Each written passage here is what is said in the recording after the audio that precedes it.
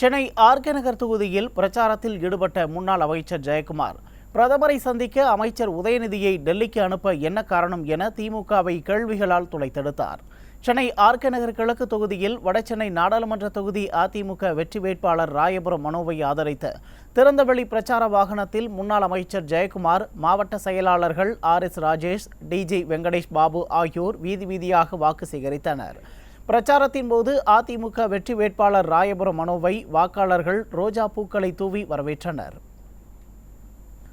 இதனைத் தொடர்ந்து செய்தியாளர்களை சந்தித்த முன்னாள் அமைச்சர் ஜெயக்குமார், திமுக தான் பாஜகவுடன் கள்ள உறவு வைத்துள்ளது, இது மறுக்க முடியாத உண்மை. டெல்லியில் பிரதமரை சந்திக்க ஆங்கில புலமை உள்ள அமைச்சர்களை அனுப்பாமல் அமைச்சர் உதயநிதியை அனுப்ப என்ன காரணம் என திமுகவை கேள்விகளால் துளைத்தெடுத்தார். அவங்க கட்சியில் எவ்வளோ சீனியர்ஸ் இருக்காங்க. ஏன் துரைமுருகன் இல்லையா? அவருக்கு ஆங்கிலம் தெரியாதா? அதே போல் PTR இருக்கார், அவருக்கு ஆங்கிலம் தெரியாதா? ஆங்கிலம் தெரிந்த சில அமைச்சர்கள் இருக்கிறாங்க.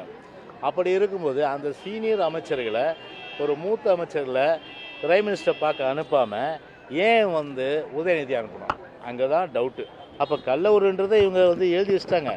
எழுதப்படாத ஒப்பந்தமாக இன்றைக்கி பார்த்தீங்கன்னா அவங்க சொல்லிட்டு வந்திருக்காங்க, உங்களுக்கு நாங்கள் என்றைக்கும் ஆதரவு தருவோம், நீங்கள் அதை பற்றி கவலைப்படாதுன்னு சொல்லிட்டு வந்திருக்காங்க.